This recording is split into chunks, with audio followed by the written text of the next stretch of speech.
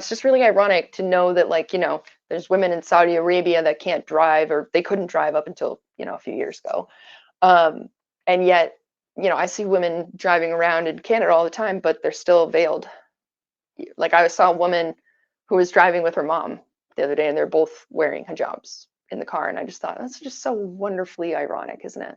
Like, you're free, you're in a free country where you can do whatever you want, but you still choose to veil yourself. And I think that there's coercion there, and I would really like to, delve into that a bit more, because I'm not about this like cultural relativism. Oh, it's okay because it's their culture. No, that's not a thing. Yeah, was the Troon sliming on two girls in the group? No, he was just just asking for attention and trying to LARP and fit in, and I was just like, ew, why are you here? Get out. You're a mentally ill man. You don't belong in this group. Yeah, it was pretty mean. Like, it was rude. It was abrupt, but I don't care. I never have.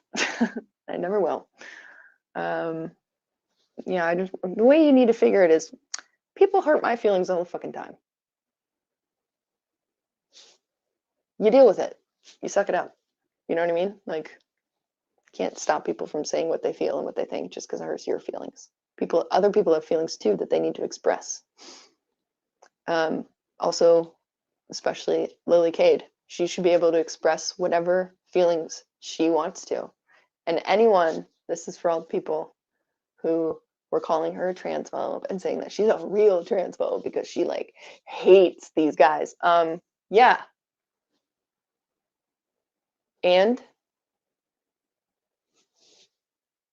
what's wrong with that? I honestly don't see anything wrong with a woman, especially a woman who's been like personally attacked by one of these men. I don't see any problem with her using whatever strong, offensive, objectionable language she wants to. There's no such thing as hate speech. Grow the fuck up. Not everyone's going to like you. You should be allowed to say whatever you want, because that's how we figure out what ideas are good and what ideas are bad. And there's no such thing as like incitement to violence unless you're actually in person with somebody, like saying, go shoot this person right now, and like give them the gun. You know what I mean? And even that's not like speech. It's like an action. You know what I mean? Like, there's just, words are just words. Words are not violence.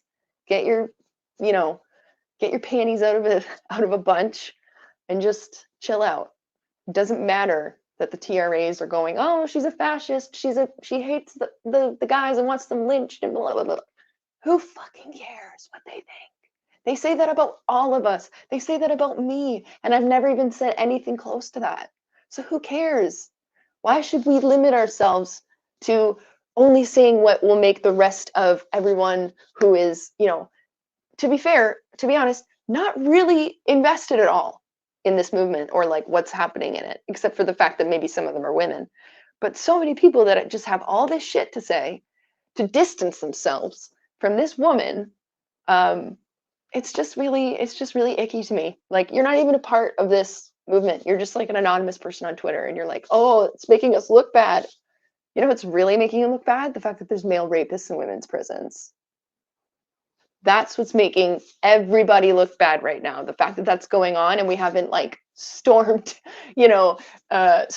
stormed the city streets with signs, saying like, get these men out of this prison, and like written to every single, politician, and demanded that they take this anti-woman, anti-science, anti-life, anti-human ideology out of schools, out of the. When I did my census report, it asked me my gender identity. It did ask me my sex assigned at birth, but it also asked me my gender identity. And when I had to sign up for my vaccination, it asked me my gender identity. This is medical information. This is census data. They're writing down incorrect information and forgery. Like, this is forgery of legal documents. They're letting people change the birth certificate of their child, the record of their child's birth. They're allowing them to change their child's birth certificate. That is insane. Like, how do people not realize this yet? Just be kind. Don't you know trans women are dying? There's a genocide. They're dying everywhere. They're dropping down like flies. Have some compassion. Have some humanity. You mean rad femmes.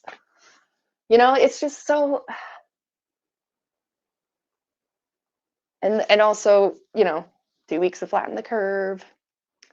Protect you and protect the old people and protect the essential workers, and everybody needs to get the Vaseline and just cover your face, just to be nice to everybody else, to protect others. Just shut up and muzzle yourself. Just put the face diaper on. It's for the greater good of everybody else.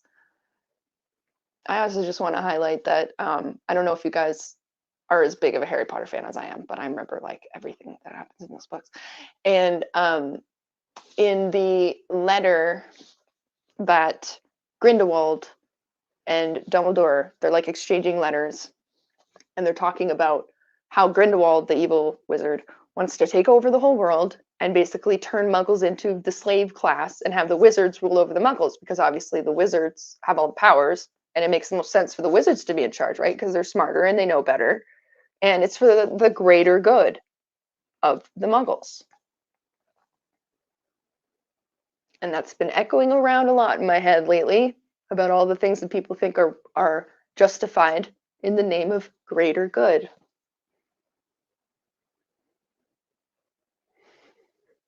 It's worth thinking about. Virtuous sounding language. Hey, Vanessa, remember that one Tim named Jessica Yaniv? Well, guess what? The skin on his infected gash he calls a clit died and fell off. Yep, I know. I unfortunately saw the pictures, and yep, karma. Karma's lit. They just want to play sports. They just want to pee. Yeah, they're being banned.